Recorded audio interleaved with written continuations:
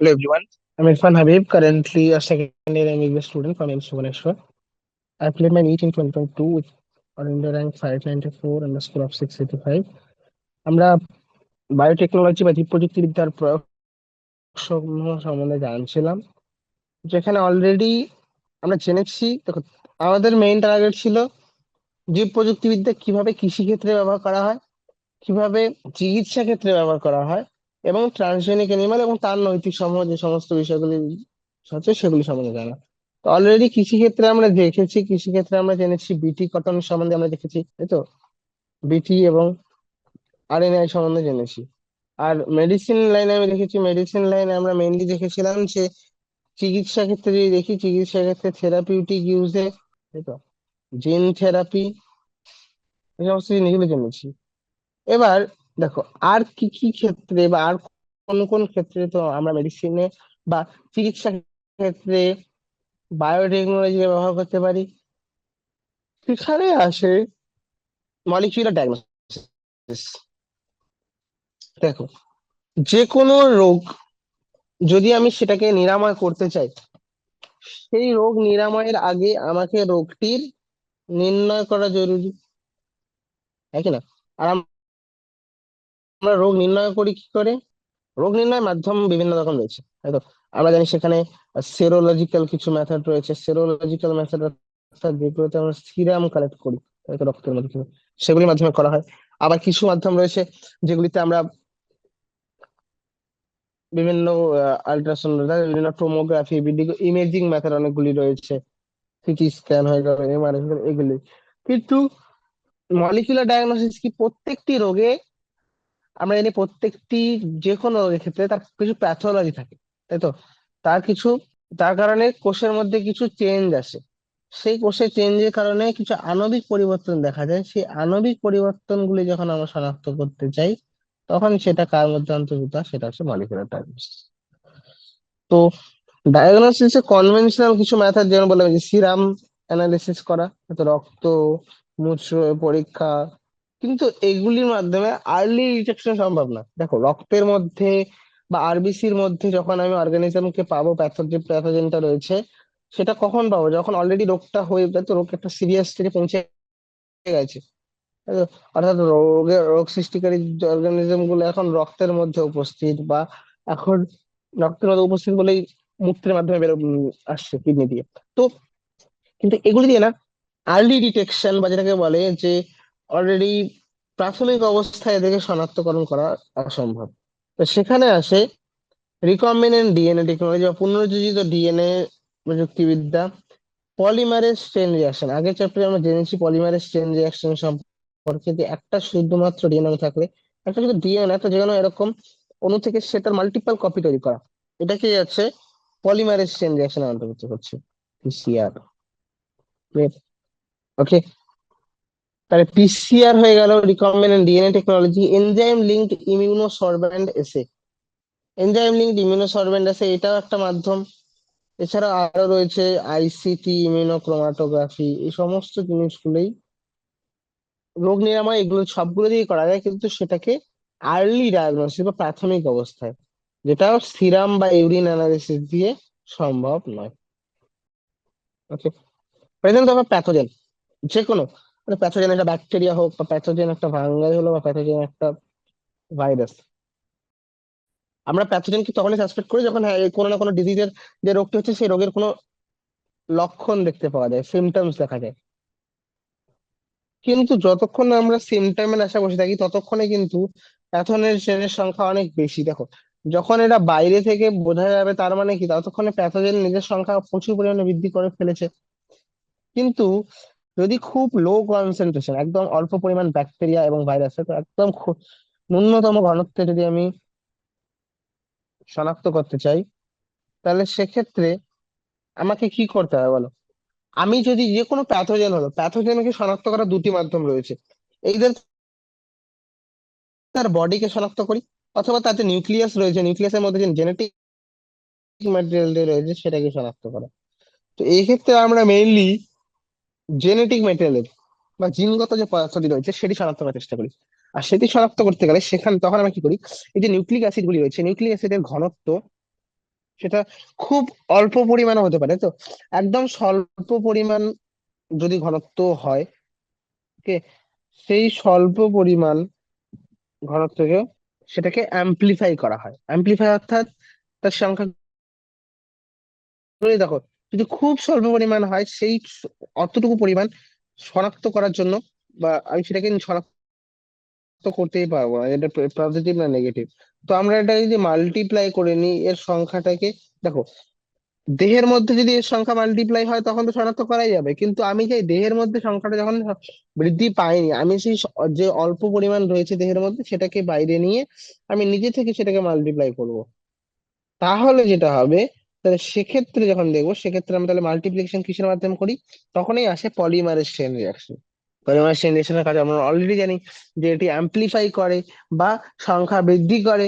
এই তো নিউক্লিক অ্যাসিডের পিসিআর কে আমরা এইচআইভি, যে সমস্ত পেশেন্টের ক্ষেত্রে আমরা মনে করি যে এইডস রোগ সম্ভব, তাদের ক্ষেত্রে এইচআইভি রুটিন এক্সামিনেশন করা হয়। কিছু সময় পর পর এইচআইভি টেস্ট করা হয় পিসিআর এর মাধ্যমে, যাতে অল্প পরিমাণ, একদম ন্যূনতম পরিমাণও যখন দেহের মধ্যে উপস্থিত আমরা যেন সেটাকেও শনাক্ত করতে পারি।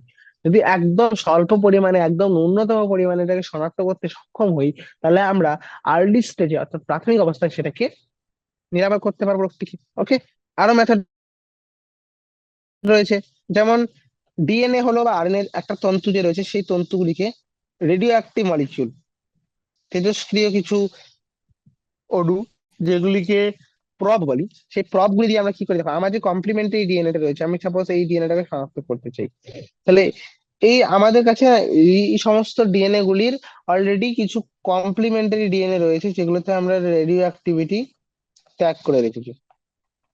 তাহলে যদি এদেরকে ইন্ট্রোডিউস করি এবং শরীরের মধ্যে গিয়ে যদি এই কমপ্লিমেন্টারি ডিএনএ গুলির সঙ্গে এরা যুক্ত হয়, তাহলে আমি তেজস্ক্রিয়তাকে শনাক্ত করতে পারবো, তাই তো। যে সমস্ত জিনগুলি মিউটেট হয়ে গেছে আমরা জানি, সেগুলিকে ফটোগ্রাফিক ফিল্মের মধ্যে যে দিই, তাহলে সেখানে রেডিও অ্যাক্টিভিটি দেখা যাবে, তাই তো, ফটোগ্রাফিক ফিল্মের মধ্যে দৃশ্যমান হবে। এবার যদি কোনো কারণে মিউটেশন হয়ে যায়, তাহলে সেক্ষেত্রে কিন্তু, বা পরিব্যক্তি ঘটলে, তখন তো এই পর্যায়ক্রমটা থাকবে না, তখন আমি সেটাকে আর দেখতে পাবো না, তখন প্রবকে ভিজিবল হবে না। কি বলা যায়, মিউটেশন হয়ে যায়, মিউটেশন হলে কমপ্লিমেন্টারি থাকবে, আর কমপ্লিমেন্টারি থাকলে যুক্ত হতে পারবে, পারবে না, তাহলে সেক্ষেত্রে রেডিও অ্যাক্টিভিটি দেখতে পাবো, পারবো না। এটাও জরুরি। ওকে, আর বলেছিলাম এলাইজা। এলাইজা হচ্ছে এক ধরনের অ্যান্টিজেন অ্যান্টিবডি রিয়াকশন হয়, আমরা জানি। দেখো, আমাদের শরীরের মধ্যে যখন কোনো একটা অ্যান্টিজেন প্রবেশ করে, সেই অ্যান্টিজেনকে বিশেষগুলি শনাক্ত করে তারা তৈরি করে অ্যান্টিবডি। তো অ্যান্টিজেন গুলি অ্যান্টিবডির সঙ্গে রিয়াকশন করে, অর্থাৎ অ্যান্টিজেন গুলির নির্দিষ্ট কিছু অ্যান্টিবডির সঙ্গে কিছু প্রপার্টি রয়েছে, এদের অ্যাগ্লুটিনেশন বলো বা নিউট্রালাইজেশন বলো, এগুলো সাধারণ। তো সেই রকমই কিছু রোগ নিরাময় পদ্ধতি এক কিছু আছে, যেগুলি হচ্ছে এলাইজা। এলাইজা ইমিউ এনজাইম লিঙ্কড ইমিউনো সরবেন্ট আছে, নামটার মধ্যে রয়েছে immunosorbent. What does it mean? একটা সরবেন্ট থাকে, সরবেন্ট মিডিয়াম মানে এমন একটা মাধ্যম থাকে যেটা অলরেডি হয়, এটাতে আমরা কোনো অ্যান্টিজেন বা অ্যান্টিবডি কোড করে দিই, তারপর সেখানে একটা, আমি যে অ্যান্টিবডিটাকে শনাক্ত করতে হবে, আমি অ্যান্টিজেনকে অলরেডি কোড করে দিলাম। এবার যে অ্যান্টিবডিকে আমি শনাক্ত, সরি, যে এরকম এরকম হয় সাধারণত। দেখো, আমরা কি করি, একটা অ্যান্টিবডি অলরেডি কোড করে দিই, প্রি কোটিং অ্যান্টিবডি করে দিই, তারপর বাইরে থেকে অ্যান্টিজেন যেটাকে শনাক্ত করতে চাই সেটাকে প্রবেশ করানো হয়, যেটা আমাদের সিরামের মধ্যে রয়েছে। সেটি প্রবেশ করলো, সেটি যুক্ত হলো, তারপরে চলে আসে সেকেন্ডারি অ্যান্টিবডি গুলি, বা যে আমাদের enzyme linked antibody, secondary antibody. এই এনজাইম লিঙ্কড অ্যান্টিবডি গুলি ক্রোমোজেনিক সাবস্টেন্স, যেগুলি রং সৃষ্টি করতে পারে, এরকম পদার্থগুলো থেকে সাবস্টেন্স গুলিতে অ্যাক্ট করে, ফলে কালার তৈরি হয়। তাহলে দেখতে পাচ্ছ কিভাবে ডিটেকশন করছি, অ্যান্টিজেনকে আমরা অ্যান্টিবডির সঙ্গে এনজাইমকে লিংক করে, এনজাইমকে যুক্ত করে শনাক্ত করার চেষ্টা করি। এটা এক ধরনের, কার উপর ভিত্তি করে, যেমনটা বললাম, প্রিন্সিপাল অ্যান্টিজেন অ্যান্টিবডি রিঅ্যাকশন, তাই তো। প্যাথোজেনকে প্রবেশ করানো হয়, প্যাথোজেন বা অ্যান্টিজেন যাই রয়েছে, সেই যখনই প্যাথোজেন প্রবেশ করে, প্যাথোজেনের মধ্যে অ্যান্টিজেন থাকে, আমি বললাম যেটা করেছে তার প্রোটিন, ঠিক আছে। তো সেই অ্যান্টিজেন গুলিকে আমরা শনাক্ত করি, হয় এইদের অ্যান্টিজেন শনাক্ত করি, অথবা এই অ্যান্টিজেন গুলির বিরুদ্ধে দেহের মধ্যে যে অ্যান্টিবডি গুলি সৃষ্টি হয়েছে, ডাইরেক্ট সেই অ্যান্টিবডি গুলিকেও শনাক্ত করতে পারি। তাহলে অ্যান্টিজেন এবং অ্যান্টিবডি দুটিকেই শনাক্ত করা যায় এলাইজা পদ্ধতির মাধ্যমে। ওকে। তাহলে সেকেন্ড পয়েন্ট যেটা ছিল যে বায়োটেকনোলজি ইন মেডিকেল ফিল্ড, অর্থাৎ মেডিসিনে বা চিকিৎসা ক্ষেত্রে কিভাবে আমরা জীব প্রযুক্তিবিদ্যাকে ব্যবহার করতে পারি সেটা অলরেডি জেনে গেলাম। তো এবার আসছি transgenic animal. What is transgenic animal? Okay, see, transgenic animal হলো যে সমস্ত প্রাণীগুলি, তো ট্রান্সজেনিক মানে ট্রান্সজেনিক নামটা যে ভাগ করো, জিনের মধ্যে কিছু ট্রান্সফরমেশন করা হয়েছে, তাই তো, ট্রান্সফরমেশন ইন দ্য জিন। তো এটাকে যদি ভালোভাবে বাংলায় ভাবে বলি, যে শুদ্ধ মানে একটু ভেঙে দিই, তাহলে কি হবে এটা? জিনগত ভাবে, দেখো এতক্ষণ দেখছিলাম জিনগত ভাবে ডিএনএ পরিবর্তন করছিলাম, কিন্তু যখন জিনগত ভাবে পুরো পরিবর্তন করে আমি যদি প্রাণীটাকেই পরিবর্তন করে দিই, তাহলে সেগুলিকে কি বলা হবে? ট্রান্সজেনিক। তো তাহলে এগুলি হচ্ছে সেই সমস্ত প্রাণীরা যাদের এমন ডিএনএ রয়েছে যে ডিএনএ গুলি কোনো না কোনো ভাবে পরিবর্তন ঘটেছে, তাই তো। যে সমস্ত ডিএনএ গুলি পরিবর্তন করে কোনো অতিরিক্ত একটা বিজাতীয় কোনো একটা আমি যদি ডিএনএ ওর শরীরের মধ্যে প্রবেশ করিয়েছি, হয়তো হয় এইদের সে কোনো একটা ফরেন জিনকে বহন করছে, অথবা সেটাকে প্রকাশ করছে, তাই তো। তো এরকম যদি হয় তাহলে সেক্ষেত্রে তার নিজস্ব ডিএনএ এর মধ্যে কিছু পরিবর্তন আসছে, এইটা দেখো একটা ফরেন ডিএনএ আছে, যে ফরেন ডিএনএ এক্সপ্রেশন হচ্ছে, অথবা তার নিজের ডিএনএ, ফরেন ডিএনএ প্রবেশের কারণে তার নিজের ডিএনএ এর মধ্যে চেঞ্জ এসছে, যার কারণে কি হয়েছে বলো, যার কারণে সেখানে পরিবর্তন এসেছে, যেটাকে আমরা বলি জিনগতভাবে পরিবর্তিত প্রাণীসমূহ বা ট্রান্সজেনিক অ্যানিমালস। তো এখানেই ট্রান্সজেনিক কি কি অ্যানিমাল এখন অব্দি আমরা দেখতে পেরেছি? ট্রান্সজেনিক ইঁদুর, ওকে, জিনগত পরিবর্তিত খরগোশ, পিগ, তাই তো, দেন ভেড়া, গরু, তাই তো, অ্যান্ড ফিশ, মাছকেও পরিবর্তন করতে পারি, তাহলে কি কি জিনিস কিন্তু দেখো, ট্রান্সজেনিক ইঁদুর, ট্রান্সজেনিক খরগোশ, ট্রান্সজেনিক শূকর, ভেড়া, গরু, মাছ, এই সমস্ত জিনিসগুলোকে পরিবর্তন করতে হচ্ছে। এগুলো বেশিরভাগ ক্ষেত্রে যদি দেখো, 95% এখন অব্দি যে সমস্ত ট্রান্সজেনিক এনিম্যাল রয়েছে সেগুলো হচ্ছে মাইস বা ইঁদুর। ইঁদুর সব থেকে বেশি পরিমাণে জিনগত পরিবর্তিত, যদি জিনগত ভাবে যদি কোনো পরিবর্তিত প্রাণী হয় তাহলে সেটা কিন্তু ইঁদুর। ইঁদুরকে কেন করা হয় দেখো, ইঁদুরের কারণ ইঁদুরকে না আমরা অ্যাজ লাইক যে কোনো জেনেটিক ইঞ্জিনিয়ারিং বা যে কোনো যখন পরীক্ষা নিরীক্ষা করতে হয় সেগুলো সবসময় ইঁদুরের উপরেই করা হয়। তো বেশি, আমি যদি কোনো একটা জিনের এক্সপ্রেশন দেখতে চাই, আমি সেটা ইঁদুরের মধ্যে প্রবেশ করাবো। আমি যদি কোনো অ্যান্টিবডি রেজিস্ট্যান্স দেখতে চাই, এই সমস্ত জিনিসগুলি সবসময় কি করা হয়, এগুলিকে অ্যান্টিজেন লাইক ভার্টিব্রেটের মধ্যে চেঞ্জ দেখতে হলে সবার প্রথমে ইঁদুর এসে চয়েসে।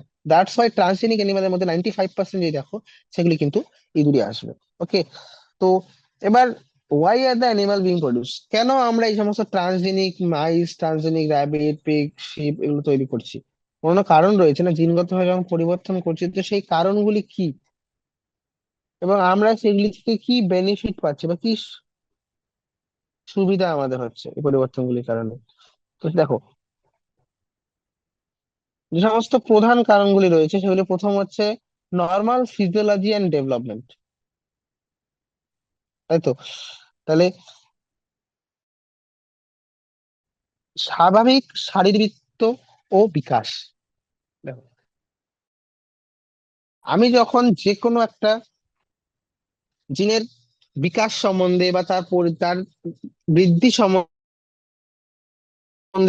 স্টাডি করতে চাই, সাপোজ এক্সাম্পল দেখো, তো এখানেও সেরকমই করা হয়। ট্রান্সজেনিক এনিমাল গুলিকে আমি জিনের যে কার্য পদ্ধতি রয়েছে, ঠিক আছে, কিভাবে জিনগুলি নিয়ন্ত্রিত হয় এবং সেগুলি কিভাবে আমাদের দেহের বৃদ্ধিতে সাহায্য করে, বৃদ্ধি এবং বিকাশে সাহায্য করে। যেমন ইনসুলিন গ্রোথ ফ্যাক্টর একটা ফ্যাক্টর রয়েছে, যে ফ্যাক্টরটা আমাদের বৃদ্ধিতে সাহায্য করে। তো এই ফ্যাক্টরগুলি কিভাবে কাজ করছে, কিভাবে এগুলো নিয়ন্ত্রিত হয়, তো আমরা কি করি, সেই জিনটাকে অন্য একটা স্পিসিস থেকে কালেক্ট করার পর সেগুলিকে আমার যে ট্রান্সজেনিক, যে অ্যানিমালটিকে আমি ট্রান্সজেনিক করতে যাই, তার শরীরে প্রবেশ করানো হয়, হয়তো। তাহলে ফ্যাক্টর যে রয়েছে বা যে ফ্যাক্টরটি বা যে প্রভাবকটি আমরা জানতে চাই, সেই প্রভাবকটির গঠনে পরিবর্তন করানোর পর সেটাকে যদি অনুপ্রবেশ ঘটানো হয়, তাহলে জীবজেও প্রভাব পড়ে। এবার প্রবেশ করানো হয়, এবার দেখা হয় যে জীবের শরীরের মধ্যে কি সমস্ত পরিবর্তন আসছে। আমি প্রভাবকের মধ্যে যদি এই চেঞ্জটা আনছি, তাহলে প্রাণীর মধ্যে এই চেঞ্জ হচ্ছে। অন্যটা চেঞ্জ আসলে অন্যটা প্রাণীতে এরকম চেঞ্জ আসছে। তো এই যে প্রভাবক গুলিতে চেঞ্জ করলে বা ফ্যাক্টরের মধ্যে কোনো চেঞ্জ আনলে, যখন ট্রান্সজেনিক এলিমেন্টের মধ্যে কোনো পরিবর্তন আসে, সেই পরিবর্তনগুলিকে আমরা শনাক্ত করতে চাই। ক্লিয়ার? সেক্ষেত্রে তাহলে আমি জেনে যাবো, হ্যাঁ এই ফ্যাক্টরটা কিভাবে কাজ করছে, বা এই ফ্যাক্টরে কি কি কাজগুলি রয়েছে, বা এগুলিকে কি কি ভাবে এগুলো নিয়ন্ত্রিত হতে পারে। তো এর কি কি লাইক এমন কি কি ফ্যাক্টর রয়েছে যেগুলি গ্রোথকে ইনহিবিট করছে, এমন কি কি ফ্যাক্টর রয়েছে যেগুলি গ্রোথকে প্রমোট করছে এই ফ্যাক্টরটার প্রেজেন্সে। ঠিক আছে? এই সমস্ত জিনিসগুলি আমরা ট্রান্সজেনিক এনিম্যাল থেকে জানতে পারি। এবার আসছে স্টাডি অফ ডিজিজ, রোগ নিয়ে অধ্যয়ন করা। এমন অনেক ট্রান্সজেনিক এনিম্যাল বা জিনগত ভাবে পরিবর্তিত জীব রয়েছে, বা জিনগত ভাবে পরিবর্তিত প্রাণী রয়েছে, যেগুলিকে আমরা এমন ভাবে ডিজাইন করি বা যেগুলিকে আমরা এমন ভাবে পরিবর্তন আনি, যাতে সেই জিনটি কিভাবে কোনো একটা নির্দিষ্ট রোগের সৃষ্টিতে দায়ী। সাপোজ আমি জানি যে এই এইচআইভি ভাইরাস এইডস সৃষ্টি করছে। কিভাবে এইচআইভি ভাইরাসের এই জিনগুলি, তাই তো, এইডস সৃষ্টি করছে, তো সেটাকে আমরা কি করি, সেগুলিকে আমরা ট্রান্সজেনিক অ্যানিমালের মধ্যে প্রবেশ করালাম। প্রবেশ করে আমরা দেখছি যে কিভাবে পার্টিকুলার পরিবর্তন আসে। যদি আমি এই জিনটার কোনো একটা পার্টিকুলার পার্টকে ধ্বংস করে দিই, তাহলে কি সে রোগ সৃষ্টিকারে সক্ষম কি নয়। এই সমস্ত জিনিসগুলি আমরা জানার চেষ্টা করি। তাহলে ট্রানজিট এমএলএ ক্ষেত্রে একটা মানুষের একটা মডেল তৈরি করার চেষ্টা করি আমরা, যে মডেলগুলিতে আমরা যে সমস্ত ট্রিটমেন্ট গুলি আবিষ্কার করছি, যে সমস্ত নতুন নতুন চিকিৎসা আবিষ্কার করছি, সেই চিকিৎসাগুলি কতটা কার্যকরী, বা সেই চিকিৎসাগুলি দিয়ে এটা ট্রিট করা যাচ্ছে কিনা, হয়তো আক্রান্ত জীবগুলিকে, সেটা আমরা চেক করে থাকি। এ, তো বর্তমান যুগে বিভিন্ন রোগ যেগুলো এখনো আমরা রোগের আহ চিকিৎসা আবিষ্কার করতে পারিনি, যেমন ক্যান্সার হয়ে গেল, দেন সিস্টিক ফিব্রোসিস, রিউমাটয়েড আর্থ্রাইটিস, আলঝেইমারের মতো রোগগুলি, এগুলি এখনো চিকিৎসা চলছে, যে কোন একটা পার্টিকুলার জিন কিভাবে রোগটা সৃষ্টি করছে এবং কিভাবে সেটাকে আমরা নিরাময় করতে পারি। ওকে। থার্ড পয়েন্ট হচ্ছে বায়োলজিক্যাল প্রোডাক্টস, বা জীবজ দ্রব্য সমূহ।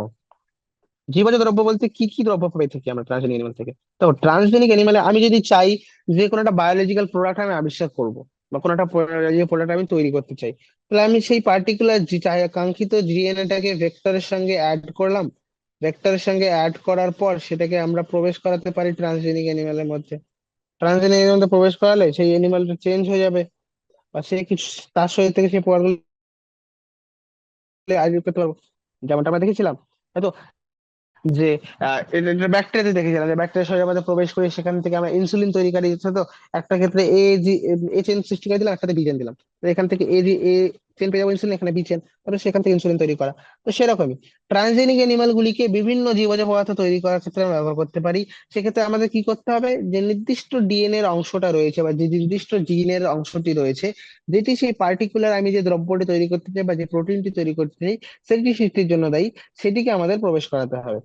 বা সেটি যদি প্রবেশ করে যায়, যেমন মনে করো আমরা এনফাইসিমার ক্ষেত্রে আমরা চাই যে আলফা ওয়ান অ্যান্টিট্রিপসিন তৈরি করা হোক, কারণ এই ক্ষেত্রে এই অ্যান্টিট্রিপসিনটি ঘাটতি থাকে। তো সেই আলফা ওয়ান অ্যান্টিট্রিপসিনটি বাইরে থেকে আমি তৈরি করার জন্য সেই জিনটাকে প্রবেশ করাবো ট্রান্সজেনিক অ্যানিমেলের মধ্যে, সেখান থেকে আলফা অ্যান্টিট্রিপসিন পেয়ে যাই। ঠিক আছে? এরকমই আরো বিভিন্ন জিনিস করা হয়েছিল, সিস্টিক ফিব্রোসিস, ফিনাইল কিটোনিউরিয়া। দেখো ফিনাইল কিটোনিউরিয়ার ক্ষেত্রে একটা নির্দিষ্ট এনজাইম থাকে না, সিস্টিক ফিব্রোসিস সেম। তো সেই ক্ষেত্রে গুলিতে আমরা সেরকমই চেষ্টা করি, যাতে সেই নির্দিষ্ট প্রোটিন গুলিকে, এনজাইম বা যে উৎসেচকটাই দরকার, সেটা তো একটা প্রোটিন, তো সেটাকেও আমরা সৃষ্টি করার চেষ্টা করি।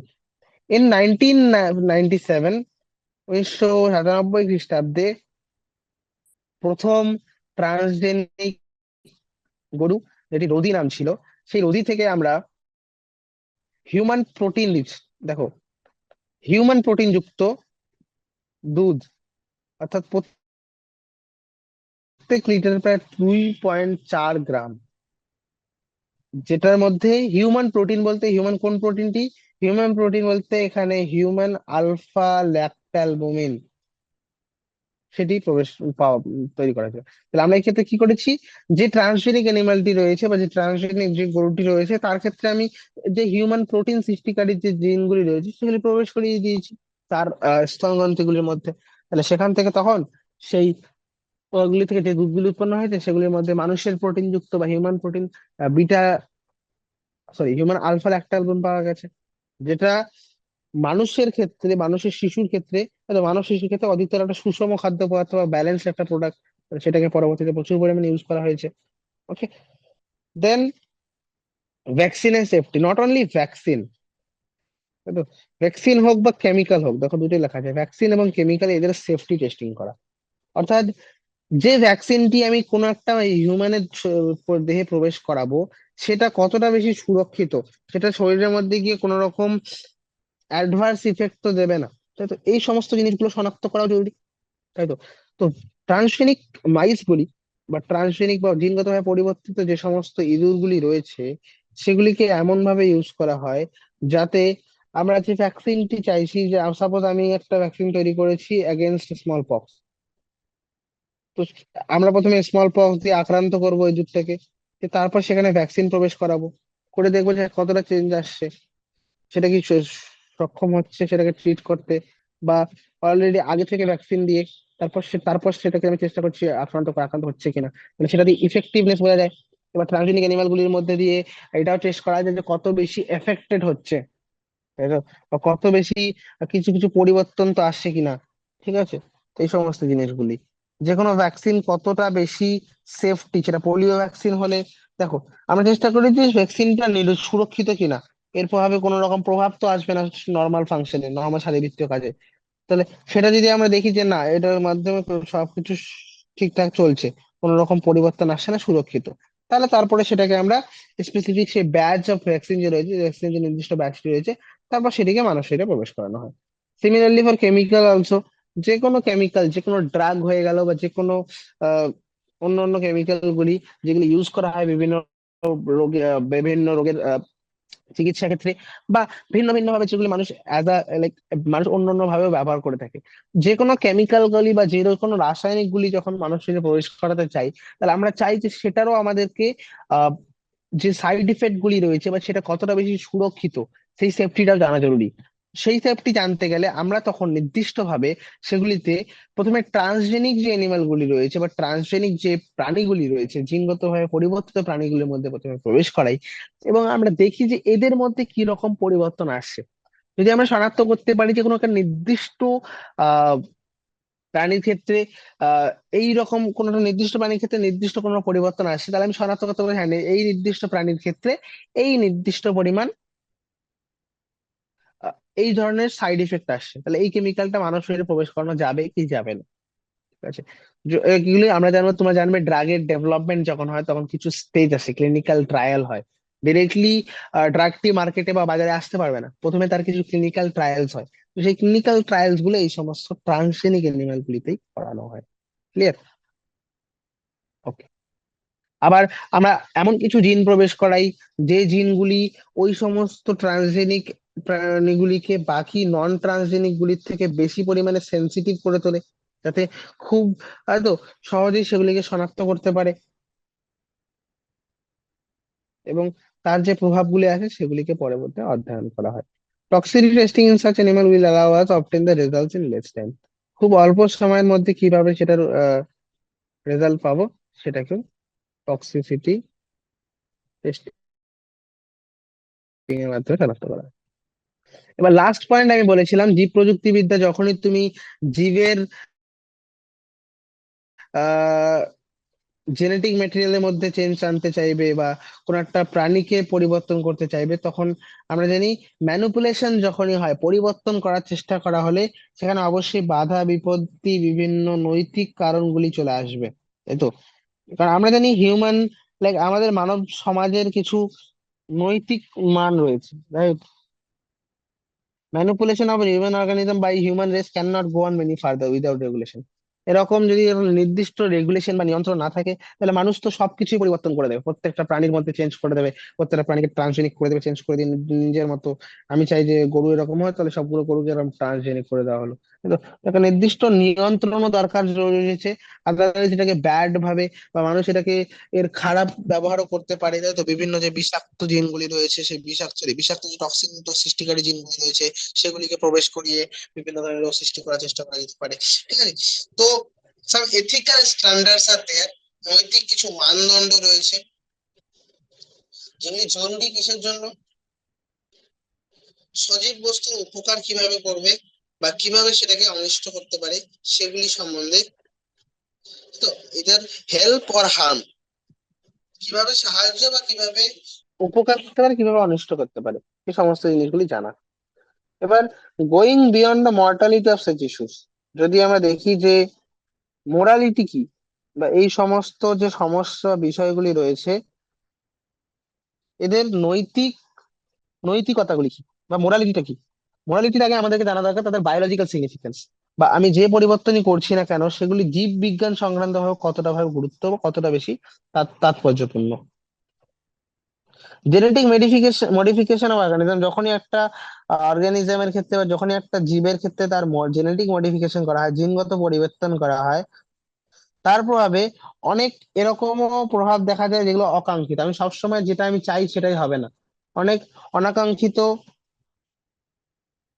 ফলাফলও দেখতে পাওয়া যায়, যেগুলি হয়তো কোনো না কোনো ভাবে ইকোসিস্টেমের মধ্যে প্রবেশ করবে।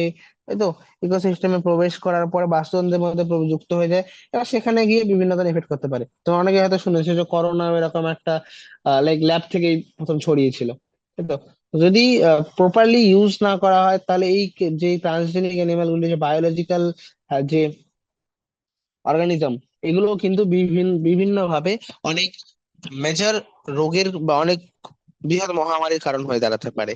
তাই তো, তাই ইন্ডিয়ান গভর্নমেন্ট একটা অর্গানাইজেশন সেট করেছে, নির্দিষ্ট একটি প্রতিষ্ঠান রয়েছে, সংগঠন রয়েছে, সেটা হচ্ছে genetic engineering approval committee. Genetic engineering approval committee, এই কমিটির কাজ কি? এই কমিটি হচ্ছে সেই সমস্ত ডিসিশন গুলি নেবে, এরা সেই সমস্ত কোনগুলি নেবে, সিদ্ধান্ত নেবে কি সম্বন্ধে নেবে, যে কোনো জেনেটিক মডিফিকেশন জিএম যে রিসার্চগুলি হচ্ছে বা যে সমস্ত জিনগত পরিবর্তিত জীব সৃষ্টি সম্পর্কে, সেগুলি কতটা পরিমাণ বৈধতা, তার বৈধতা কতটা, ঠিক আছে, সেগুলির ভ্যালিডিটি এবং তার সঙ্গে সঙ্গে সেফটি, সেটা কত বেশি পরিমাণ কতটা সুরক্ষিত, সেই সমস্ত জিনিসগুলি। যদি কোনো একটা জেনেটিক্যালি মডিফাইড অর্গানিজমকে পাবলিক সার্ভিসে ইউজ করা হয়, আমি যেটা ইনসুলিন যেটা তৈরি করতে পেরেছি অন্য একটা দিক থেকে, সেটা কি কি আমি প্রবেশ করাতে পারবো মানব দেহে, তাই তো। তো সেটা কতটা পরিমাণে বৈধ হয়েছে বা সেটা কতটা পরিমাণে সুরক্ষিত, সেগুলি সিদ্ধান্ত নিয়ে তারপরে সেটাকে বাজারের মধ্যে বা মানুষের দেহের মধ্যে প্রবেশ করানোর জন্য অ্যাপ্রুভাল দেওয়া হয়। ক্লিয়ার?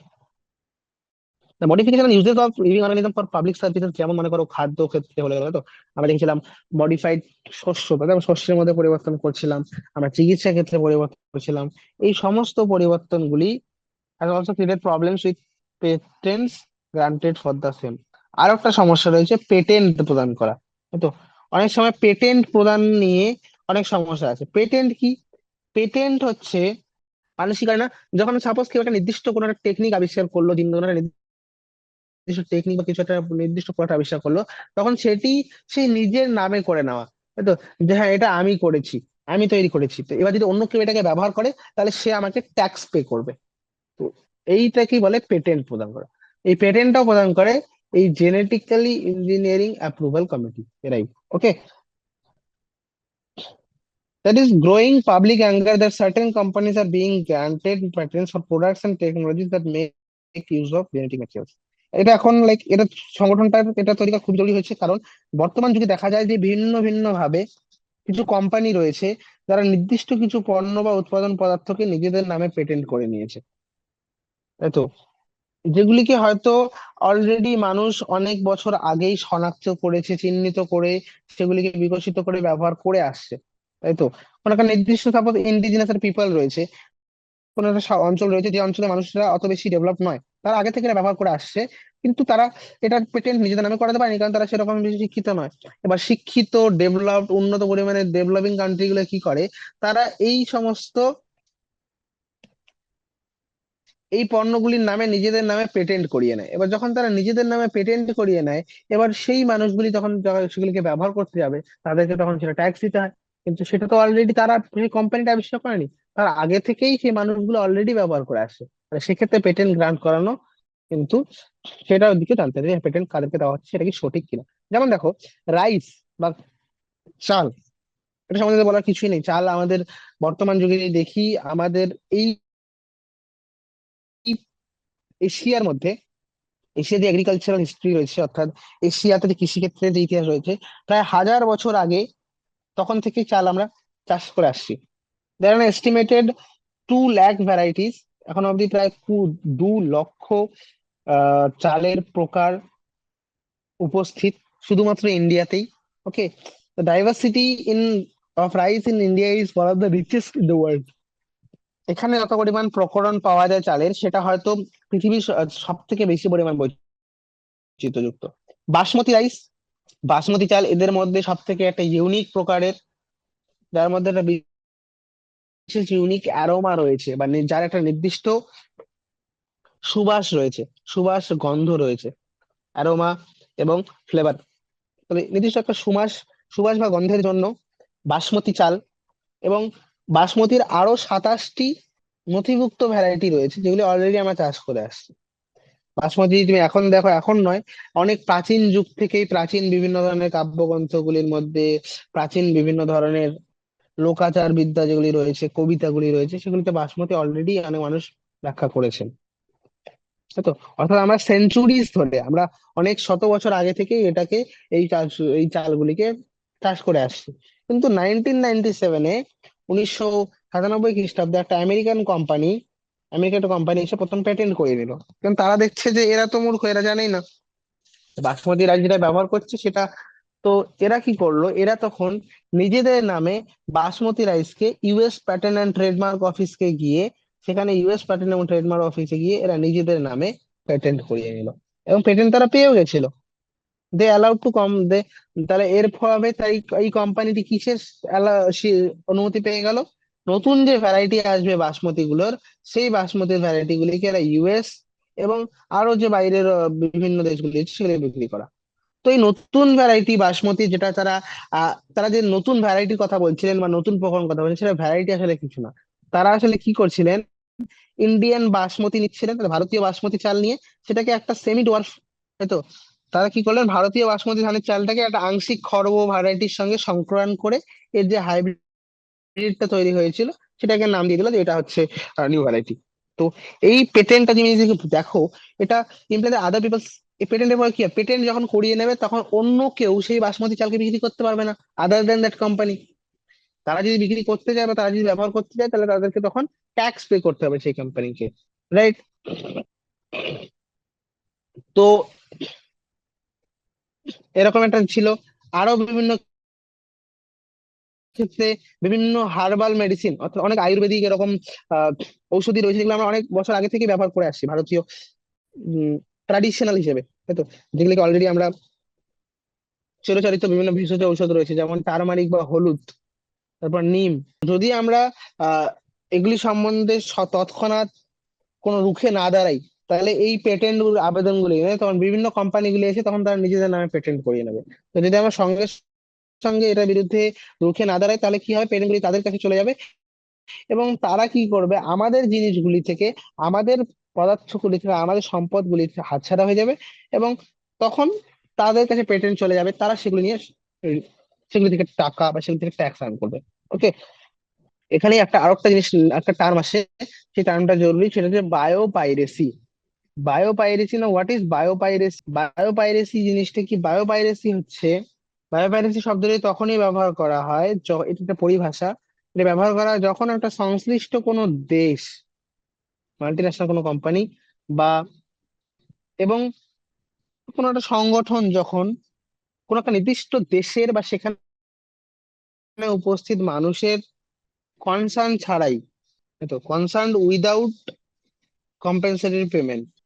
দেখো, বায়োপাইরেসি হচ্ছে যখন কোনো একটা কোম্পানি বা কোনো একটা মাল্টিন্যাশনাল কোম্পানি বা কোনো একটা অর্গানাইজেশন বা সংগঠন কোনো একটা অঞ্চলে এমন কিছু পদার্থ ব্যবহার করছে, কোনো একটা বায়ো রিসোর্সকে ব্যবহার করছে, জীব সম্পদকে ব্যবহার করছে, সেখানে উপস্থিত সেই দেশটা, যেখানে উপস্থিত সেই দেশের বা সেই দেশের মানুষের কাছে পারমিশন না নিয়ে, তাদের কাছ থেকে অনুমোদন না নিয়ে, তো অনুমোদন বলতে এখানে কম্পেনসেটরি পেমেন্ট বা ক্ষতিপূরণ যেটা রয়েছে, এই ক্ষতিপূরণ না দিয়ে যদি তারা সেটাকে ব্যবহার করে, তাহলে সেটাকে বলে এক ধরনের পাইরেসি বা ডাকাতি, চুরি এক ধরনের, সেটাকে বলে বায়ো পাইরেসি। ওকে। তুমি যদি দেখো, যে সমস্ত দেশগুলি শিল্পগতভাবে খুবই উন্নত, যেমন আমেরিকা, এই সমস্ত দেশ, অস্ট্রেলিয়া, ঠিক আছে, এরা জীব, আমেরিকা হয়ে গেল, তাতে ইংল্যান্ড, এরা যদি দেখো, এরা হয়তো দিক থেকে দেখে শিল্পোন্নত দিক হিসেবে খুবই উন্নত দেশ, কিন্তু এদের কাছে বায়োডাইভার্সিটি নেই, এদের কাছে জীবের বৈচিত্র্য নেই, চিরচারিত জ্ঞান নেই, ট্র্যাডিশনাল নলেজ নেই। অন্যদিকে ডেভেলপিং কান্ট্রি গুলো যে রয়েছে, ডেভেলপিং বা আনডেভেলপড যে ওয়ার্ল্ড গুলি রয়েছে, সেটা আফ্রিকা হয়ে গেল বা এশিয়ার মতো দেশগুলিতে, এশিয়ার যে দেশগুলি রয়েছে সেগুলিতে ভরপুর পরিমাণে জীব বৈচিত্র্য এবং ট্র্যাডিশনাল নলেজ বা চিরচারিত জ্ঞান রয়েছে, চিরচারিত। তো এই চিরাচরিত এই জ্ঞানগুলিকে আমরা কি সম্পর্কে, বায়ো রিসোর্স সম্পর্কে বা জীবজ সম্পদগুলি সম্পর্কে।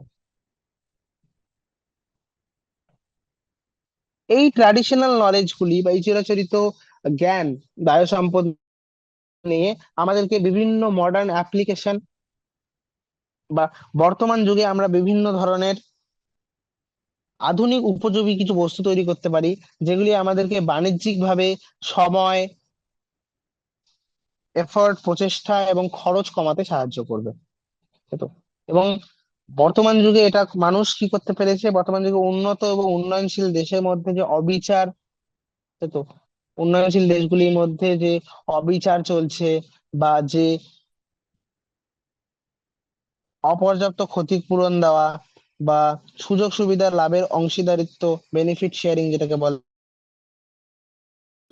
এই সমস্ত জিনিসগুলি সম্বন্ধে চেতনা বর্তমান যুগে খুবই বৃদ্ধি পেয়েছে। তো মানুষ এখন, তাই বিভিন্ন দেশ অনেক ল তৈরি করেছে, বা বিভিন্ন ধরনের প্রত্যেকের দেশ নিজের নিজের কিছু আইন প্রণয়ন করেছে, যাতে তাদের যে চিরচারিত জ্ঞানগুলি রয়েছে সেগুলি অন্য কেউ এসে শোষণ যাতে না করতে পারে, এক্সপ্লয়েট না করে সেটা।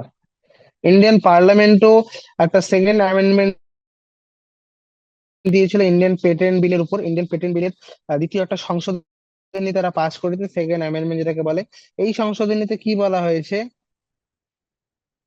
এই সংশোধনীর মধ্যে তারা পেটেন্টের অন্তর্গত যে নিয়মগুলি রয়েছে সেগুলিকে জরুরি বিধান করা, তো, এবং বিভিন্ন ধরনের গবেষণা এবং উন্নয়নমূলক যে উদ্যোগগুলি রয়েছে, এগুলির মধ্যে যে সমস্ত সমস্যা আসতে পারে এবং সেই সমস্যাগুলিকে কিভাবে বা বিষয়গুলি যে রয়েছে সেগুলি সম্বন্ধে বিবেচনা করার জন্য তারা এই ইন্ডিয়ান পেটেন্ট বিলের সেকেন্ড অ্যামেন্ডমেন্টে এগুলিকে ডিসকাস করেছে।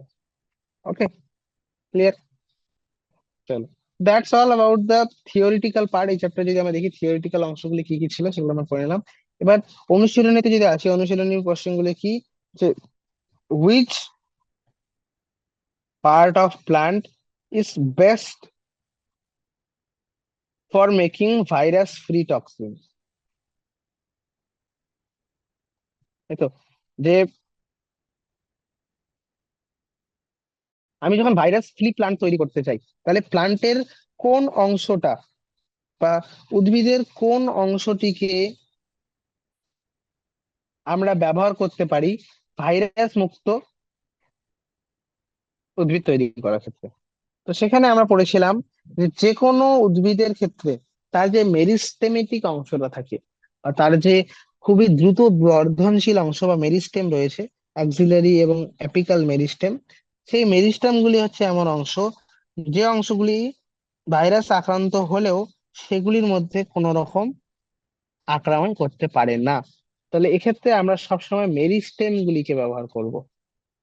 মেরিস্টেম বা যে বর্ধনশীল অংশগুলি রয়েছে, দ্রুত বর্ধনশীল অংশগুলি, বোথ অ্যাপিকাল অ্যান্ড অ্যাক্সিলারি, এদেরকে ব্যবহার করা হয়। কারণ এই অংশগুলি এত দ্রুত বৃদ্ধি পায় যে এদেরকে ভাইরাস আক্রান্ত উদ্ভিদের ক্ষেত্রে এই মেরিস্টেমেটিক পার্ট গুলো সবসময় ভাইরাস ফ্রি থাকে। ঠিক আছে, তাহলে এই অংশটাকে পরে আলাদা করে নিয়ে সেখান থেকে আমি পুরো অর্গানিজম থেকে তৈরি করতে পারবো। Clear? What is the major advantages of producing plants by micropropagation? মাইক্রো প্রপাগেশনের মাধ্যমে কিভাবে এর অ্যাডভান্টেজেস ও সুবিধাগুলো কি? তো মাইক্রো প্রপাগেশন আমি বলেছিলাম যেটা কোনো একটা উদ্ভিদের কোনো একটা অংশকে একটা কালচার মিডিয়ার মধ্যে প্রবেশ করানো, এবং সেই কালচার মিডিয়ার মধ্যে সেই পার্টটাকে মাল্টিপ্লাই করা। তো এর অ্যাডভান্টেজ গুলো কি? যে এটা টাইম বাঁচায়, লেস টাইমের মধ্যে করা সম্ভব। দেন আমরা আমাদের নির্দিষ্ট আমাদের যা যা চাহিদা অনুযায়ী আহ নিজেদের যে পরিমাণ ডিমান্ড রয়েছে সেই ডিমান্ড অনুযায়ী প্রডিউস করতে পারবো, তাই তো। আরো রয়েছে যেমন হচ্ছে এদেরকে বিভিন্ন রোগ যেগুলি রয়েছে সেই রোগগুলি শনাক্ত করে, দেখো আমি যদি চাই কোনো একটা আহ উদ্ভিদের তার মাইক্রো প্রপাগেশন করছি, তো সেই মাইক্রো প্রপাগেশনে বা একটা মাইক্রো প্রপাগেশন কি, ছোট একটা অংশ নিয়ে সেটা থেকে তৈরি করা। তার আমাদেরকে সুবিধা সুবিধা আমি বললাম যে এক এদের হয় হতে পারে যে তার প্রচুর পরিমাণে তৈরি করতে পারি খুব অল্প সময়ের মধ্যে, সময় বাঁচায় আমাদেরকে। এইগুলি সম্বন্ধে আমাদের যে ডিমান্ড রয়েছে সেই ডিমান্ড অনুযায়ী বা চাহিদা অনুযায়ী তৈরি করতে পারি, তাই তো।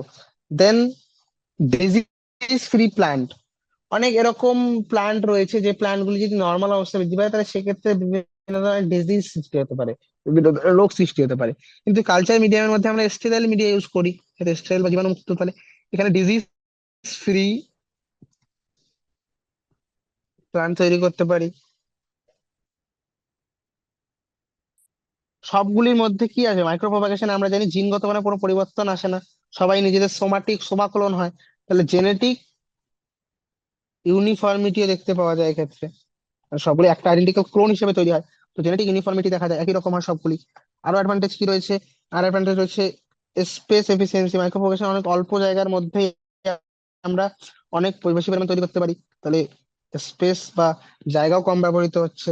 দেন অনেক এরকম রেয়ার, তো অনেক এরকম স্পিসিস রয়েছে, অনেক এরকম প্রজাতি রয়েছে যেগুলি হয়তো এন্ডেঞ্জার্ড, হয়তো খুব দ্রুতই বিলুপ্ত হয়ে যাবে বা খুব কম পরিমাণে পাওয়া যায়। তো তাদেরকে মাইক্রো প্রপাগেশন করে তাদের সংখ্যা বৃদ্ধি করে সেগুলিকে আমরা প্রিজার্ভ করতে পারি, প্রিজার্ভেশন সম্ভব, তাই তো। মাইক্রো প্রপাগেশনের মাধ্যমে আমরা প্রেসাইজ ব্রিডিং ও প্রিসিশন ব্রিডিং ও করতে পারি। প্রিসিশন ব্রিডিং কি?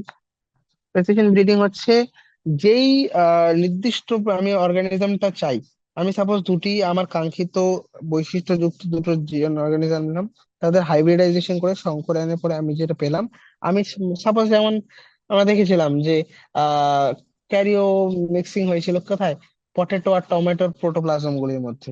সেরকম টমেটোটা যদি কোনোভাবে সার্ভাইভ করে যেত এবং তার মধ্যে যদি সেই চারিত্রিক বৈশিষ্ট্য থাকতো, তাহলে সেটাকে আমরা তখন মাইক্রো প্রপাগেশন করে তার সমাক্লন তৈরি করে নিতাম, এই তো, একই রকম যেতে পারে। তাহলে সেভাবে প্রেসাইশন ব্রিডিং ও করা যেতে পারে মাইক্রো প্রপাগেশনের মাধ্যমে। এগুলি ছিল বিশেষ কিছু সুবিধা। Okay, find out what are the find out what are the various components of medium used for propagation of an explant in vitro.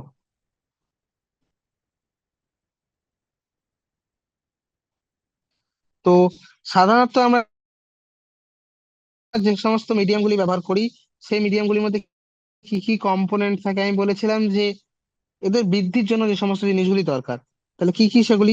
সেগুলোতে প্রথমে একটা বেসাল মিডিয়াম প্রবেশ করা। বেসাল মিডিয়াম কেন জরুরি? বেসাল মিডিয়াম জরুরি কারণ তার মধ্যেই উদ্ভিদটা বৃদ্ধি হবে এবং বিভিন্ন পরিপোষকগুলি দিতে হবে, সেই পরিপোষকগুলি উপযুক্ত ভাবে যেন সেই কোষগুলির কাছে পৌঁছায়। তাহলে একটা বেসাল মিডিয়াম তার সঙ্গে ভিটামিন প্রবেশ করা, সরি ভিটামিনের প্রথম জিনিস হচ্ছে কার্বনের সোর্স, কারণ বৃদ্ধি হলে কোষে কার্বনের দরকার পড়বে। অক্সিজেন তো তুমি CO2, অক্সিজেন তো চলে আসবে CO2 H2O থেকে, তো তাহলে কার্বনের একটা সোর্স প্রথম। দেন ভিটামিন, বিভিন্ন প্লান্ট গ্রোথ রেগুলেটর গুলি যেমন অক্সিন হয়ে গেল, সাইটোকাইনিন, এদের প্রবেশ করানো, এরা বৃদ্ধিতে কোনো না কোনো ভাবে সাহায্য করবে। এবং বিভিন্ন ম্যাক্রো এবং মাইক্রো নিউট্রিয়েন্ট গুলি, ম্যাক্রো নিউট্রিয়েন্ট দরকার, মাইক্রো নিউট্রিয়েন্ট দরকার, মাইক্রো নিউট্রিয়েন্ট গুলি দরকার বিভিন্ন উৎসেচকের কাজ করার জন্য, তাহলে সেক্ষেত্রে মাইক্রো নিউট্রিয়েন্ট ম্যাক্রো নিউট্রিয়েন্ট দুটোই দিতে হবে। এবং এর পিএইচ নিয়ন্ত্রণ করা, পিএইচ নিয়ন্ত্রণ করার জন্য পিএইচ অ্যাডজাস্টিং কিছু এজেন্ট রয়েছে। আগার মিডিয়াম দেওয়া হয় কেন? আগার মিডিয়াম দেওয়া হয় যাতে এই যে মাধ্যমটা রয়েছে এটা সলিডিফাই হয়ে থাকে, তাই তো, সেটা জরুরি। এবং অন্যান্য সাপ্লিমেন্টস গুলিতে তো বিভিন্ন অ্যামিনো অ্যাসিড বা অ্যান্টি অক্সিডেন্ট এদেরকেও প্রবেশ করাতে পারি সাপ্লিমেন্ট হিসেবে। ঠিক আছে, তো এই হচ্ছে কম্পোনেন্ট গুলি যখন আমি এক্সপ্ল্যান্ট হিসেবে করতে চাই, ইনভিট্রোতে কোনো একটা অর্গানিজমে বৃদ্ধি করাতে চাইলে। ওকে, crystals of bt toxin produced by some bacteria do not kill the bacteria themselves. বিটি টক্সিনের যে ক্রিস্টাল গুলি তৈরি করছিল, যে বিটি টক্সিনের যে ক্রিস্টাল গুলি ছিল, সেগুলি কেন সেই নির্দিষ্ট ব্যাকটেরিয়া গুলিকে ধ্বংস করে না? তার কারণ কি? তার কারণ হচ্ছে ব্যাকটেরিয়া কি রেজিস্ট্যান্ট এই টক্সিন গুলির প্রতি, নাকি টক্সিন গুলো ইম্যাচিওর থাকে, টক্সিন গুলো ইনঅ্যাক্টিভ থাকে, নিষ্ক্রিয় হয়ে থাকে, নাকি ব্যাকটেরিয়া টক্সিন গুলিকে নির্দিষ্ট কোনো থলির মধ্যে বন্ধ করে রাখে? তো এর উদাহরণ হচ্ছে টক্সিন গুলি ইনঅ্যাক্টিভ থাকে। আমরা বলেছিলাম যে বিডি টক্সিনের যে ক্রিস্টাল গুলি তৈরি হয় সেগুলি নিষ্ক্রিয় রূপে তৈরি হয়। এগুলি কোথায় গিয়ে সক্রিয় হয়ে যায়? এগুলি সক্রিয় হয়ে যায় যখন এটা সেই নির্দিষ্ট ইনসেক্টের ক্ষেত্রে বা সেই নির্দিষ্ট পতঙ্গে যখন গাটের মধ্যে প্রবেশ করে। তো তার পাচন নালীতে প্রবেশ করলে সেই পাচন নালীতে অ্যালকালাইন মিডিয়ামে, তো ক্ষারীয় পরিবেশে এটি পরিবর্তিত হয়ে যায় অ্যাক্টিভ ফর্মে, এবং এই অ্যাক্টিভ ফর্মটি তারপর সেখানে তার পাচন নালীতে পারফোরেশন করে, সেল লাইসিস করে, তারপর কোষের স্ফীতি করে কোষে ধ্বংস করে দেয়। আনসার হবে সি, টক্সিনটা ইনঅ্যাক্টিভ বা নিষ্ক্রিয় থাকতে পারে। What are the transgenic bacteria? Transgenic bacteria বলতে কি বোঝো? ট্রান্সজেনিক ব্যাকটেরিয়া বলতে বুঝি যখন একটা ব্যাকটেরিয়ার মধ্যে আমরা কোনো একটা ফরেন জিনকে প্রবেশ করাই, তাই তো, বাইরে থেকে আমাদের যে কাঙ্ক্ষিত জিনটি রয়েছে সেই জিনটিকে যখন কোনো একটি ব্যাকটেরিয়ার মধ্যে প্রবেশ করানো হয় ভেক্টরের সাহায্যে, সেটা হচ্ছে ট্রান্সজেনিক ব্যাকটেরিয়া। উদাহরণ কি? ইলাস্ট্রেট করো এক্সাম্পল দিয়ে। এscherichia coli এক্সাম্পল দিতে পারি। এscherichia coli এর মধ্যে আমরা হিউম্যান ইনসুলিন তৈরি করছিলাম, তাই তো? কিভাবে? এক্ষেত্রে আমরা কি করি, আমাদের যে এইচএন সৃষ্টিকারী জিনটা রয়েছে সেটিকে ভেক্টরের সঙ্গে কানেক্ট করে এসিডিটি কোলায় আমাদের প্রবেশ করালাম। বিচেন যুক্ত যেটা রয়েছে সেই বিচেন যুক্ত ভেক্টরের মাধ্যমে কি এটাকে প্রবেশ করালাম এসিডিটি কোলায়। তারপর এখান থেকে আমরা এইচএন পেয়ে গেলাম, এ প্রোটিন এইচএন প্রোটিন পেয়ে গেলাম, পলিপেপটাইড চেইন পেয়ে গেলাম, এখানে বি চেইন পেয়ে গেলাম। তারপরে এই এইচএন আর বি চেইন কে সালফাইড বন্ড দিয়ে কানেক্ট করে দেওয়া হয়, এখান থেকে হিউম্যান ইনসুলিন পাওয়া যায়। তো এটা একটা উদাহরণ হয়ে গেল ট্রান্সজেনিক অ্যানিমালের বা transgenic bacteria. Okay, compare and contrast the advantage and disadvantage of production of genetically modified crops. Genetically modified crop, তুমি যে বলছো যে জেনেটিক্যালি ভাবে জিনগত ভাবে যখন শস্যের পরিবর্তন করা হয়, তো তার কারণে কি তার কিছু সুবিধা রয়েছে, তার কিছু অসুবিধাও রয়েছে, তাই তো? তো সেই অ্যাডভান্টেজ এবং ডিসঅ্যাডভান্টেজ গুলি কি? অ্যাডভান্টেজ গুলি দেখো প্রথমে।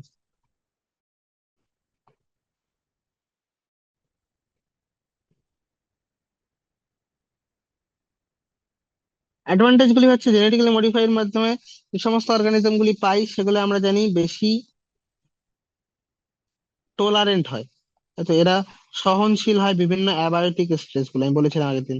সেগুলো হচ্ছে আহ বিভিন্ন অ্যাবায়োটিক স্ট্রেস, যেমন হলো ড্রাউট, খরা, তাই তো, তাপমাত্রা, ঠান্ডা, সল্ট, এই সমস্ত মিডিয়াম গুলির প্রতি টলারেন্ট হয়। অ্যাবায়োটিক স্ট্রেসের প্রতি টলারেন্ট হওয়া। দ্বিতীয়, এরা এদেরকে, তাই তো, বিভিন্ন যে আমরা চাই, আমি যদি কোনো একটা নির্দিষ্ট, তাহলে জেনেটিক মডিফিকেশনের মাধ্যমে আমরা প্ল্যান্টকে নির্দিষ্ট কোনো একটা অল্টারনেটিভ রিসোর্স যে রয়েছে সেই রিসোর্সটা সাপ্লাই করার জন্য ব্যবহার করতে পারি। যেমন আমি যদি ফিউল চাই, তেল চাই, বা শ্বেত সার আমার চাই, স্টার্চ চাই, বা বিভিন্ন ড্রাগ চাই, সেটা তৈরি করতে পারবো। তারপর বেশিরভাগ ক্রপগুলিকে জেনেটিক মডিফিকেশনের মাধ্যমে কি করা হয়, পেস্ট রেজিস্ট্যান্ট করে তোলা হয়। পেস্ট বা পতঙ্গ যেগুলি সাধারণত আক্রান্ত করে এদের ফলন হ্রাস করে, সেগুলির প্রতি এদেরকে রেজিস্ট্যান্ট করা হয়, যাতে এরা কেমিক্যাল রেজিস্ট্যান্ট, যেগুলো কেমিক্যাল পেস্টিসাইড আমরা ব্যবহার করি, কীটনাশক যেগুলি ব্যবহার করি, রাসায়নিক কীটনাশক, সেগুলো যাতে ব্যবহার না করতে হয়, তার পরিমাণ কম। দেন জেনেটিক মডিফিকেশনের আরো কি রয়েছে? জেনেটিক মডিফিকেশনের প্রভাবে আমরা নিউট্রিশনাল কোয়ালিটি বৃদ্ধি করতে পেরেছি, তাই তো। বা যে কোনো যে খাদ্যদ্রব্য রয়েছে সেই খাদ্যদ্রব্যের নিউট্রিশনাল কোয়ালিটিটা, তার গুণগত মান, পুষ্টিগত মানকেও আমরা বৃদ্ধি করতে সক্ষম হয়েছি। কিন্তু এর ডিসঅ্যাডভান্টেজ কি রয়েছে?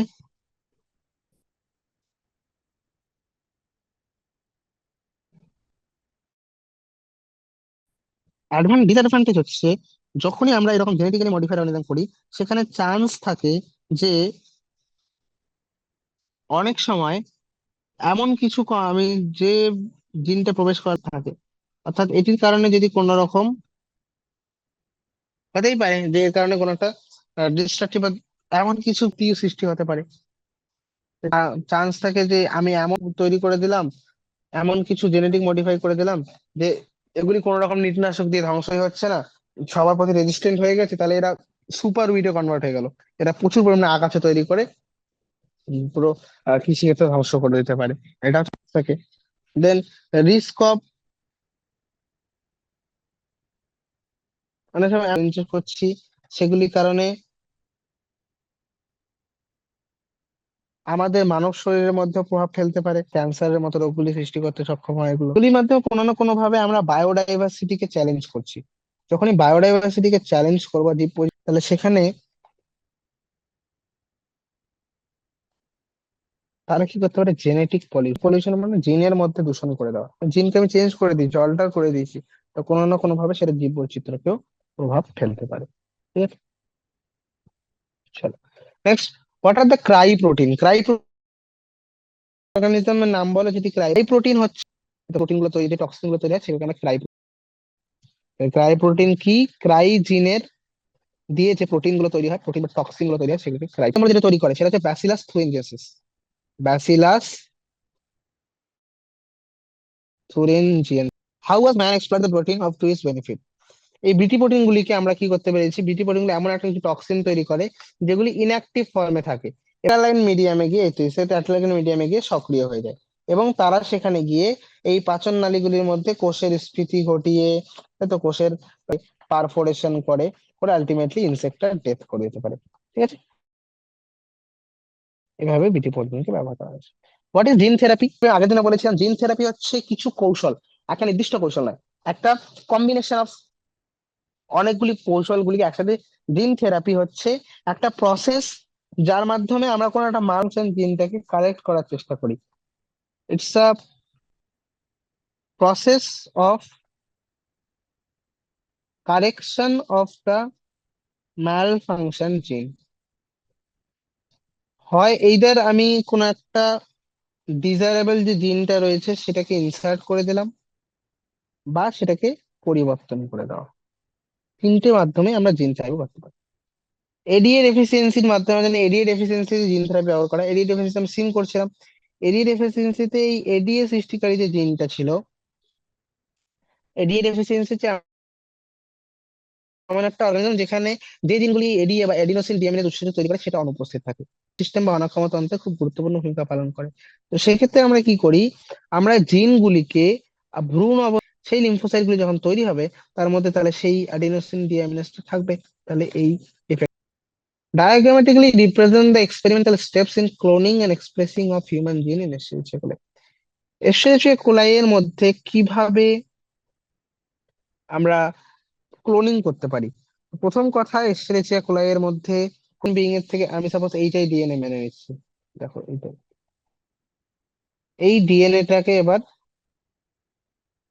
সাপোজ এটা গ্রোথ হরমোন, দুটিকে সেম রেস্ট্রিকশন এনজাইম দিয়ে অ্যাক্ট করানো হলো, তাহলে এই প্লাজমিডটার মধ্যে কে প্লাজমিড ক্লিভ হয়ে যাবে, ক্লিভড গ্রোথ হরমোন জিন, যে গ্রোথ হরমোনের জিনটা ছিল সেটা স্টিকি এন্ড তৈরি করলো। তো দুটির মধ্যে স্টিকি এন্ড আছে, একই রেস্ট্রিকশন এনজাইম দিয়ে এর মাধ্যমে জুড়ে দেওয়া হলো।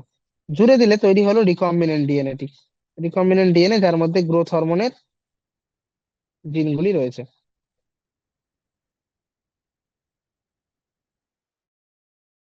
এই রিকম্বিনেন্ট যে প্লাজমিড ডিএনএটা রয়েছে সেটিকে এবার ট্রান্সফরমেশন করা হয় এস্চেরিচিয়া কোলাই এর মধ্যে, সেটিকে এবার সক্ষম হই, তাহলে এখানে ট্রান্সফরমেশন করা হয়। ট্রান্সফরমেশন করে এগুলি তারপর নিজের ক্লোন তৈরি করবে।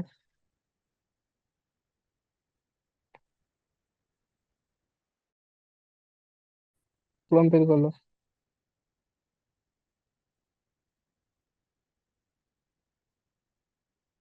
এভাবে। এবার এই যে ক্লোন হয়েছে কত কেমন পাবো, দেখলাম পুরো প্রসেসটা clear. Can you suggest a method to remove oil বা hydrocarbon from seed base recombinant RNA দিয়ে কিভাবে তেলের ক্ষেত্রে হাইড্রোকার্বন গুলি রয়েছে সেই হাইড্রোকার্বন গুলিতে বা তেলের রাসায়নিক প্রকৃতি কিভাবে পরিবর্তন করতে পারি, বীজ শোধন পদ্ধতি রয়েছে সেটা কিভাবে পরিবর্তন করতে পারি। তো সেখানে কেমিস্ট্রি অফ অয়েল যদি দেখো, আমাদেরকে জানতে হবে যে জিনের হাইড্রোকার্বন সরি যে বীজটা রয়েছে সেই বীজ কোথায় গেল, এই তো। সেই বীজটা রয়েছে সেই সিডটা আমি আইডেন্টিফাই করতে চাই, সিডের কোন জিনগুলো অয়েল সৃষ্টি করছে, তাহলে সেই জিনটাকে শনাক্ত করতে হবে। তারপর সেটাকে আমার রেস্ট্রিকশন এন্ডোনিউক্লিয়াস দিয়ে এরকম সেম পদ্ধতির মাধ্যমে আইসোলেট করে সেখান থেকে আমরা oil product transgenic bacteria find out internet ওয়ানের বিশেষ প্রক্রিয়া চালের, যেটা আর কিছুই না। দেখো চাল মানে ওরাইজা স্যাটাইভা যে রয়েছে, ওরাইজা স্যাটাইভাকে আমরা ওই যে স্যাটাইভাকে জেনেটিক্যালি মডিফাই করেছি কিসের জন্য, এর নিউট্রিশনাল ভ্যালুকে ইনক্রিজ করার জন্য। তো এক্ষেত্রে এই গোল্ডেন রাইস গুলি, এগুলি থেকে ভিটামিন এ, ভিটামিন এ আমরা জিনগুলিকে এই চালগুলি ভিটামিন এ সমৃদ্ধ হয়। তাই এদের মধ্যে কি করা হয়, প্রিকাসর প্রবেশ করানো হয়, ভিটামিন এর প্রিকাসর প্রবেশ করানো হয়েছে, সেটা হচ্ছে বিটা ক্যারোটিন। এই বিটামিন এর মাধ্যমে ফলে তো চাল এবং নিউট্রিশনালি খুবই রিচ এক ধরনের rice plant. Clear? Vitamin supplement হিসেবে ব্যবহার করাই যেতে পারে গোল্ডেন রাইসকে। Does our blood have protease or nuclease, আমাদের রক্তের মধ্যে কি প্রোটিয়েজ বা নিউক্লিয়াস রয়েছে? না, এর আনসার হচ্ছে no. Why I am saying so, আমি নো কেন বললাম, বিকজ যদি ব্লাডের কাছে প্রোটিয়েস নিউক্লিয়াস থাকতো, তো এরকম না যে থাকে না, এগুলি বিভিন্ন কোষগুলির মধ্যে ব্লাডের মধ্যে থাকে খুব, বাট যদি থাকতো তাহলে এর ব্লাডের মধ্যে উপস্থিত যে কোষগুলি রয়েছে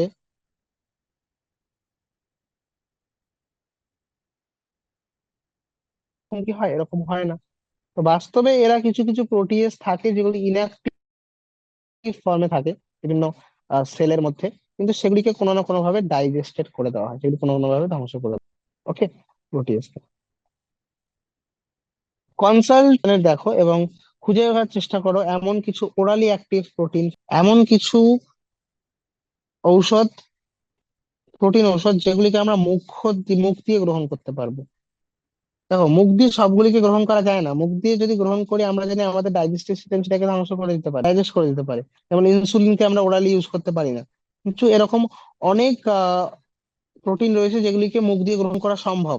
সেগুলি কি, সেগুলি উদাহরণ বলো তো। সেগুলি হচ্ছে ওরালি অ্যাক্টিভ যদি দেখো, এইদের আমরা প্রোটিনটাকে কি করতে পারি, ট্যাবলেটের মধ্যে প্রবেশ করাতে পারি, আর ট্যাবলেটের কোটিং, ট্যাবলেটের যে আবরণীটা রয়েছে আবরণীটাকে চেঞ্জ করতে পারি, কোটিং করাতে দিতে পারে, একটা মাধ্যম হতে পারে।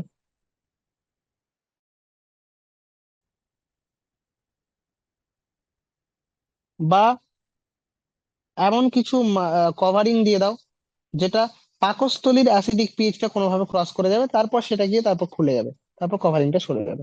এরকমও করতে পারো, কারণ আমাদের আলটিমেটলি ইন্টেস্টাইনের মধ্যে যে ভিলাই গুলি রয়েছে সেগুলির মাধ্যমে অ্যাবজর্ব তো করাতে হবে। যদি প্রোটিন অ্যাবজর্বই না হলো প্রোটিন, তাহলে তো কোনো লাভ হবে না। আলটিমেটলি ওষুধটাকে অ্যাবজর্ব করাতে হবে। তো এদের কোটিং দেওয়া হয় বা কোনো ধরনের ওরা নিলে বাস্তব বাস্তব আসলে এরা কি হয়, এরা লিপোজোমের মাধ্যমে ধ্বংস হয়ে যেতে পারে। কিন্তু ওরাল অ্যাডমিনিস্ট্রেশন যদি তুমি করতে চাও, স্টোমাকের মধ্যে যে প্রোটিয়েস গুলি রয়েছে প্রোটিয়েস গুলি এদেরকে ধ্বংস করে দিতে পারে, এদের ইফেক্ট গুলি থাকবেই না।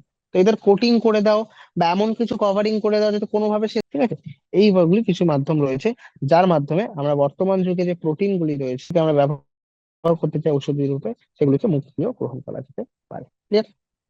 That's all. Thank you. Try করো। এই চ্যাপ্টারে যেমন অনুশীলনীতে, আমি সরি, থিওরি পার্টে দেখলাম অনেকগুলি নাম রয়েছে, অনেকগুলি ব্যবহার রয়েছে, সবগুলি নামকে আলাদাভাবে লিখে রাখা, বারবার সেগুলিকে লিখে প্রসেস গুলি জানা, যে বিটি টক্সিন কিভাবে কাজ করছে, আরএনএ ইন্টারফারেন্স কিভাবে কাজ করছে, ক্রাইপ্রোটিনের জিনিসগুলি কি, সমস্ত জিনিসগুলি ভেবে দেখে তারপর অনুশীলনীতে যে সবগুলি রিভিশন ছিল।